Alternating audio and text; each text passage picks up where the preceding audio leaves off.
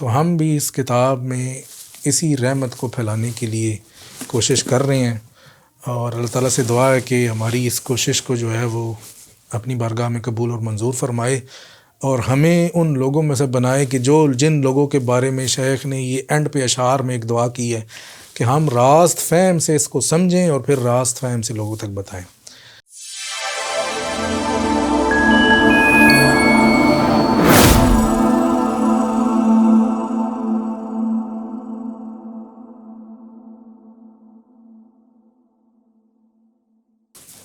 بسم اللہ الرحمن الرحیم۔ السلام علیکم۔ ابن العربی فاؤنڈیشن میں خوش آمدید۔ فصوص الحکم شرح سیریز میں آپ کو دوبارہ سے ویلکم کرتے ہیں۔ آج ہم مقدمے کو آگے لے کے چلیں گے۔ اچھا، پچھلی ویڈیو میں ہم نے بتایا تھا کہ شیخ نے خواب میں، شیخ نے مبشرہ میں، اب یہ رویا بھی ہو سکتا ہے اور بیداری بھی ہو سکتی ہے، آپ اس کو کشف شہودی کہیں تو زیادہ بہتر ہے، کہ آپ صلی اللہ علیہ وسلم کو دیکھا، آپ کے ہاتھ میں ایک کتاب تھی، آپ نے شیخ کو دی اور کہا کہ یہ کتاب فصوص الحکم ہے، اسے پکڑو، لوگوں تک پہنچاؤ تاکہ وہ اس سے فائدہ اٹھائیں۔ اب اس کے بعد شیخ کیا کہتے ہیں؟ شیخ کہتے ہیں میں نے کہا جیسا ہمیں حکم دیا گیا ہے ہماری کامل فرما برداری اللہ، اس کے رسول اور وقت کے حاکموں کے ساتھ ہے، سو میں نے اس خواہش کو پورا کیا، نیت کو خالص کیا اور اپنی توجہ اور مقصد اس کتاب کو کسی کمی بیشی کے بغیر ویسے منظر عام پر لانا بنایا جیسا کہ مجھے رسول اللہ صلی اللہ علیہ وسلم نے حکم دیا۔ اب اس میں شیخ نے کہا کہ جی یہ کتاب تو آپ کو دی گئی، آپ نے بالکل سر تسلیم خم کیا، اور جو الفاظ ہیں وہ بیسیکلی سورہ نساء کی آیت نمبر 59 کا ایک ترجمہ آپ اس کو کہہ لیں۔ اللہ تعالیٰ فرماتا ہے اطیعوا اللہ و اطیعوا الرسول و اولی الامر منکم، کہ اللہ کی اطاعت کرو، اس کے رسول کی اطاعت کرو، اور اپنے حکمرانوں کی اطاعت کرو۔ اب شیخ نے یہی الفاظ جو ہیں وہ اسی خواب میں فوراً سے بیان کر دیے، اور آپ نے کوئی پس و پیش سے کام نہیں لیا کہ جی کون سی کتاب ہے، کدھر سے آئی ہے، کیا کروں گا، کس طرح کروں گا، بلکہ آپ نے فوراً سے جو ہے اس کتاب کے اوپر سمعنا و اطعنا کہا، آمنا و صدقنا کہا، اور اس کتاب کو لیا۔ اب یہ دیکھتے ہیں کہ شیخ جو ہے وہ آپ صلی اللہ علیہ وسلم کے حوالے سے آپ کی رائے کیا ہے، اور یہ تو چونکہ ایک کشفی معاملہ تھا جس میں آپ نے براہ راست ہی دیکھ لیا، مطلب یہ تو ایک بڑا ہائی لیول کا معاملہ تھا، لیکن اس سے بھی چھوٹا معاملہ، یعنی کہ اس سے بھی نیچے اگر کوئی شخص صرف آپ کا کلام ہی سن لے تو اس کے بارے میں شیخ کیا رائے رکھتے ہیں، ذرا وہ آپ کو پڑھ کے سناتے ہیں۔ یہ فتویٰ مکیہ میں سے ہے۔ فرماتے ہیں کہ جی تمام کی تمام رحمت سر تسلیم خم کرنے، نبوت سے اخذ کرنے اور کتاب و سنت کے سامنے ٹھہر جانے میں ہے۔ ابھی دیکھیں آپ فرما رہے ہیں کہ یہ اس سے آپ نے تجاوز نہیں کرنا اگر آپ رحمت میں رہنا چاہتے ہیں، رحمت سے، کیونکہ رحمت للعالمین ہے نا آپ صلی اللہ علیہ وسلم، اگر آپ رحمت سے نکلنا چاہتے ہیں اور عذاب کی طرف جانا چاہتے ہیں وہ ایک اور لیول ہے، وہ ایک اور چیز ہے، لیکن اگر آپ رحمت میں رہنا چاہتے ہیں تو کہتے ہیں تمام کی تمام رحمت سر تسلیم خم کرنے، نبوت سے اخذ کرنے اور کتاب و سنت کے سامنے ٹھہر جانے میں ہے۔ بہت سے لوگ آپ صلی اللہ علیہ وسلم کے اس قول سے اندھے ہیں عند نبی لا ینبغی التنازع، کہ نبی کے سامنے جھگڑنا جائز نہیں، اور نبی کی حدیث کے سامنے ہونا بھی نبی کے سامنے ہونا ہے۔ اب اس مقام پہ آپ نے احادیث کو بھی وہ مرتبہ دے دیا، کیونکہ آپ صلی اللہ علیہ وسلم کا کلام ہے، تو یہ بھی آپ اسی طرح حدیث کے سامنے جائیں گے کہ جیسے آپ صلی اللہ علیہ وسلم کے سامنے ہیں۔ اگر آپ صلی اللہ علیہ وسلم کی حدیث بیان کی جا رہی ہو تو جھگڑنا جائز نہیں، سننے والے کو حدیث کی روایت کے وقت اپنی آواز نیچی رکھنی چاہیے، کیونکہ اللہ تعالیٰ فرماتا ہے یا ایھا الذین آمنوا لا ترفعوا اصواتکم فوق صوت النبی، اے ایمان والو اپنی آوازیں نبی کی آواز سے بلند مت کرو۔ اہل اللہ کے نزدیک نبی کی آواز اور آپ کے قول بیان کیے جانے میں کوئی فرق نہیں۔ ہمارے لیے اس کے سوا کوئی چارہ نہیں کہ ہم محدث کی بیان کردہ حدیث بغیر کسی جھگڑے کے قبول کریں، چاہے یہ کہ حدیث کسی سوال کا جواب ہو یا کلام کی ابتدا ہو۔ مطلب آپ کی صرف ایک کلام کے بارے میں فرما رہے ہیں کہ اگر آپ کا کلام بھی آ جائے تو اس کے آداب کیا ہیں،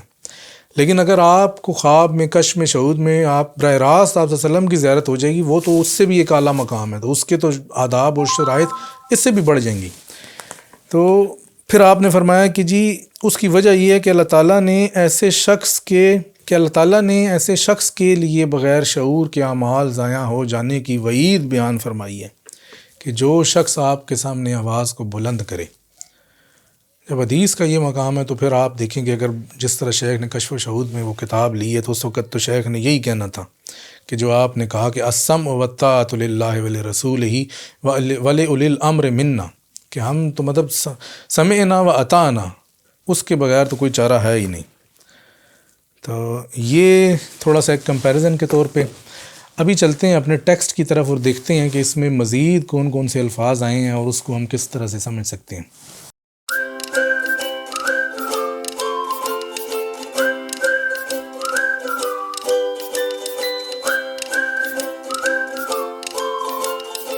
میں نے اس خواہش کو پورا کیا. خواہش کو پورا کیا مطلب میں نے یہ کتاب جو ہے وہ آپ صلی اللہ علیہ وسلم سے لے لی اور اس کو مطلب کہا کہ جی میں اس کو لے کر آؤں گا. نیت کو خالص کیا. اپنی نیت میں جتنے باقی کھوٹ تھے کہ جس کی وجہ سے میری تشہیر ہو جائے گی، بڑا کہا جائے گا کہ اتنی اچھی کتاب لکھ دی ہے، وہ ساری چیزیں سائڈ بھی کی. نہیں، میرا مقصد صرف یہی ہے کہ آپ صلی اللہ علیہ وسلم کے حکم کی تعمیل کرنا. اپنی توجہ اور مقصد اس کتاب کو کسی کمی بیشی کے بغیر ویسے منظر عام پر لانا بنایا جیسا کہ مجھے حکم دیا گیا. اب یہ ایک اہم نقطہ ہے کہ اصل جو شیخ نے فوکس کیا وہ اس پہ کیا کہ اب یہ جو کتاب دی گئی ہے بیسیکلی تو اشارات تھے، کوئی کتابی شکل تو تھی نہیں. اگر کتابی شکل ہوتی تو پھر تو اس جملے کی ضرورت ہی نہیں تھی. وہ تو شیخ ادھر سے لیتے، نقل کر کے علیحدہ سے لکھ دیتے، کہتے یہ جی میں نے کتاب لے لی ہے. کمی بیشی کے بغیر سے مراد یہ ہے کہ اب اس میں جس طرح سے جو چیزیں حقائق بیان کیے جا رہے ہیں شیخ نے اس کو اسی طرح سے آگے بیان کرنا ہے. یہ نہیں ہو سکتا کہ کوئی چیز حقیقت کچھ اور مراد آپ صلی اللہ علیہ وسلم کی مراد کچھ اور ہو، شیخ اس کی مراد کسی اور طرف لے جائیں تو وہ پھر کمی ہو جائے گی یا بیشی ہو جائے گی. تو شیخ نے کہا کہ میں نے پورا فوکس کر لیا کہ اب میں نے اس میں کوئی کمی بیشی نہیں کرنی، جس طرح سے مجھے بتایا گیا ویسے ہی آگے بتانا ہے. اس میں ایک نقطہ یہ ہے کہ جب آپ اس حد تک اس میں فوکس کر رہے ہیں تو پھر اس کی اصل کی جانب ہی آپ کی توجہ ہے. مطلب آپ کہتے ہیں کہ اس کی نسبت پھر آپ صلی اللہ علیہ وسلم سے ہی ان حقائق کی کیجئے. ظاہری بات ہے کہ جیسا کہ میں پچھلی ویڈیو میں بتا چکا ہوں کہ اس میں 3 چیزیں ہیں اور یہ تکون جو بنتی ہے تو ایک تو وہ عالم ہے کہ جس میں کتاب ملی، دوسرا وہ شخص ہے کہ جس نے کتاب دی، اور تیسرا وہ شخص ہے کہ جس نے کتاب لی. تو کبھی ہم نسبت عالم کی طرف کریں گے، کبھی اس شخص کی طرف کریں گے، کبھی اس تیسرے کی طرف کریں گے، کیونکہ تینوں کا ہی بیچ میں کنٹریبیوشن ہے اور تینوں کی ہی بیچ میں وہ جو ہیں وہ آپ کو چیزیں سمجھ میں آ جائیں گی کہ یہ اس وقت اس کی نسبت کدھر ہے اور اس وقت کدھر ہے. لیکن شیخ نے کہا کہ میں نے اپنا پورا فوکس کیا ہے کہ حالانکہ الفاظ میرے ہیں، عبارت میری ہے، اصطلاحات میری ہے، مفاہیم میری ہیں، استعداد میری ہے، لیکن پھر بھی میں نے اپنا پورا فوکس کیا ہے کہ کوئی چیز ایسی نہ لکھ دوں کہ جو آپ صلی اللہ علیہ وسلم کی مراد کے خلاف ہو جائے. اب اس میں ایک بنیادی نقطہ تھا کہ آپ نے یہ اتنی اس کے اوپر کیوں فوکس کیا، وجہ کیا تھی، یعنی کہ کچھ نہ کچھ تو وجہ ہونی چاہیے. تو وہ پھر آگے فرماتے ہیں نیکسٹ پیراگراف میں، پھر میں نے اللہ سے یہ دعا مانگی کہ اس کتاب کے معاملے میں، یعنی کہ جس طرف سے شیخ کو خوف تھا وہ خوف بھی آپ نے اسی مقام پہ نقل کیا کہ جو حقائق یہ مجھے مل رہی ہیں جب میں آگے لوگوں کو بتاؤں گا تو مجھے کیا خوف ہے. شیخ کو خوف یہ تھا کہ اس کتاب، میں نے اللہ سے یہ دعا مانگی کہ اس کتاب کے معاملے میں بلکہ میرے تمام احوال میں مجھے اپنے ان بندوں میں شامل کر لے کہ جن پر شیطان کا کوئی زور نہیں. اصل جو خوف تھا وہ یہ تھا کہ شیخ یہ اس بات سے خائف تھے کہ جب میں یہ چیزیں بیان کروں تو میرے بیان میں شیطان کی آمیزش نہ ہو جائے، کیونکہ آپ صلی اللہ علیہ وسلم کا بیان تو اس سے پاک ہے، نبوت تو اس سے پاک ہے کہ شیطان اس کے اندر اپنا کچھ کرے، لیکن یہ نبوت نہیں ہے، یہ نبوت سے عطا کی گئی ایک چیز ہے اور شیخ اس کو اپنے الفاظ میں لکھ رہے ہیں. تو شیخ کو یہ خوف تھا، تو اس وجہ سے شیخ نے بہت فوکس ہو کے لکھا اس کو کہ جی شیطان ان بندوں میں شامل کر لے کہ جس کا شیطان پر کوئی، کہ جن پر شیطان کا کوئی زور نہیں. تو ایک تو خوف یہ تھا. اس کے بعد اور جو کچھ میری انگلیاں لکھیں، میری زبان بولے یا میرے دل میں آئے، عیب سے منزہ القاء کی صورت. اب یہ آپ اس میں تھوڑا سا اس کو بیان بھی کر رہے ہیں کہ کون سا عالم ہے، کس طرح سے یہ القاءات ہو رہی ہیں. عیب سے منزہ القاء کی صورت یا نفسی شعور میں روحی الہام کی مانند، تو اس سب میں مجھے اس تائید خدائی سے مخصوص کر کہ میں اس القاء اور الہام کو گرفت میں لے سکوں، تاکہ میں رسول خدا کا ترجمان بنوں اور اپنی ذات سے اس میں تصرف نہ کروں. مطلب وہی فوکس ہے کہ جو بھی مجھے دیا جا رہا ہے، جو القاء کیا جا رہا ہے، اس میں بھی عیب نہ ہو جائے کوئی، اور یہ جو الہام ہے یا نفسی شعور ہے، اس کے اندر کوئی نہ کوئی گڑبڑ نہ ہو جائے، کیونکہ اگر میں ہی غلط سمجھ لوں گا تو آگے میں نے لوگوں کو کیا ٹھیک سمجھانا ہے. تو پہلے تو میں درست سمجھوں، پھر اس کے بعد اتنی توفیق ہو کہ جو درست سمجھاؤں اس کو ان اصطلاحات میں بیان کر سکوں کہ اگلا بھی اس سے سمجھ جائے. اور شیخ نے اس میں جو نقطہ ایک بنیادی بیان کیا ہے وہ تو اگلا سمجھ جاتا ہے، لیکن کسی مقام پہ ظاہری بات ہے شیطان پھر بھی آگے ٹریول کرتا ہے. اب اس نے رک تو نہیں جانا، پھر آگے سے اس نے اس میں اپنا کس طرح سے وہ ڈالا، وہ بھی ساری چیزیں ہمارے سامنے ہیں. اچھا جی، کہ میں رسول خدا کا ترجمان بنوں، اپنی ذات سے اس میں تصرف نہ کروں، پھر اصحاب قلوب یعنی اللہ والوں میں سے جب کوئی اسے دیکھے تو جان جائے کہ یہ کلام تو مقام تقدیس سے ہے اور نفسانی خواہشات سے پاک ہے جن میں حقائق خلط ملط ہو جاتے ہیں. تو شیخ نے کہا کہ ایک کرائٹیریا تو یہ ہے کہ اہل اللہ میں سے اگر کوئی اس لیول کا ہوگا تو وہ اس کلام کو دیکھتے ہی سمجھ جائے گا کہ یہ کلام ہی ایک عالی کلام ہے اور یہ کوئی چھوٹا کلام نہیں ہے اور واقعی ہی ایک مقام تقدیس میں سے ہے. لیکن سارے تو اس لیول کے نہیں ہوں گے، تو جو نہیں ہوں گے وہ پھر پھنس بھی سکتے ہیں، وہ غلط بھی سمجھ سکتے ہیں، وہ کچھ اور بھی بناتے. فصوص ایک ایسی کتاب ہے جس پہ شیخ اکبر پہ بہت زیادہ اعتراض کیے گئے ہیں، اور آپ نے مقدمے میں ہی ان خدشات کا اظہار کر دیا تھا کہ یہ سب چیزیں ہوں گی. اور تو کسی کتاب میں فتوحات مکیہ میں تو آپ نے یہ مقدمہ نہیں لکھا کہ آپ کو خوف تھا کہ یہ ہو جائے، یا انکائے مغرب میں تو آپ نے مقدمہ نہیں لکھا، یا محقق نجوم میں تو یہ نہیں لکھا، تدبیرات الہیہ میں تو یہ الفاظ نہیں ہیں کہ جی مجھے خوف ہے کہ شیطان اس کتاب میں کچھ نہ ڈال دے. اسی میں کیوں ہے؟ اس کی وجہ یہ ہے کہ یہ ایک عالی مقام ہے، یہ ایک اس سے ان تمام کتب سے بھی ایک عالی مقام ہے، ایک ایسا لیول ہے کہ جس کے اندر بہت باریکی ہے. مطلب اتنی باریکی ہے کہ ایک لفظ کو ہی آپ نے اگر اس کی ڈیفینیشن ہی آپ نے غلط کر دی ہے تو سارے کے سارے پوری کتاب کا آپ نے سمجھ لیں کہ اس کو گرا دیا ہے، اس کو منہدم کر دیا ہے. یہ مقام جو نہیں ہے اس کو آپ مقام پل صراط ہی سمجھیں کہ پل صراط کے بارے میں جو آیا ہے کہ جی تلوار سے تیز ہے اور بال سے باریک ہے، تو فصوص الحکم بھی اسی طرح ہی ہے کہ تلوار سے تیز اور بال سے باریک ہی ایک کتاب ہے، راستہ ہے جس پہ آپ نے چلنا ہے. اگر آپ نے کوئی ایک مفہوم، اور وہ ایک ہی مفہوم ہے اس کتاب میں جو آیا، کوئی 10 مفہوم تو ہے ہی نہیں، اس ایک مفہوم کی انٹرپریٹیشن میں ہی آپ نے گڑبڑ کر دی تو بس پھر آپ کا سارا ہی گیا. تو اس وجہ سے شیخ نے یہ ایک پورا پیراگراف لکھا کہ اس میں تاکہ یہ لوگوں کے سامنے آئے اور پتہ چلے کہ شیخ کو خدشات کے ہیں. تو ابھی ہم اس کو پیراگراف کو پورا مکمل کر لیتے ہیں کیونکہ یہ اسی سے ریلیٹڈ ہے. آگے فرماتے ہیں، میں یہ امید کرتا ہوں کہ حق تعالیٰ نے جب میری یہ دعا سنی تو اسے قبول کیا. اب یہ شیخ کی دعا تھی اور امید کر رہی ہیں کہ جی کہ اللہ تعالیٰ نے میری دعا مان لی ہے کہ میری طرف سے گڑبڑ نہیں ہوگی، پس میں وہی کچھ لکھتا ہوں جو مجھ پر القاء کیا گیا. اب شیخ جو اس دعا کی قبولیت کے بعد اس کو ایک رسوخ میں بات کر رہے ہیں، ثبوت میں بات کر رہے ہیں، تمکین میں بات کر رہے ہیں کہ اب میں جو کچھ لکھ رہا ہوں یہ قبول ہو چکی ہے اور میں لکھ رہا ہوں تو وہی کچھ لکھ رہا ہوں جو مجھے القاء کیا گیا، اور خط کرتاس پر وہی کچھ اتارتا ہوں جو مجھ پر اتارا گیا. میں صفحے پر جو کچھ لکھ رہا ہوں یہ وہی کچھ ہے جو مجھے بتایا گیا، اس میں اب گڑبڑ نہیں ہے. اور یہ بھی واضح رہے کہ نہ میں نبی ہوں نہ رسول،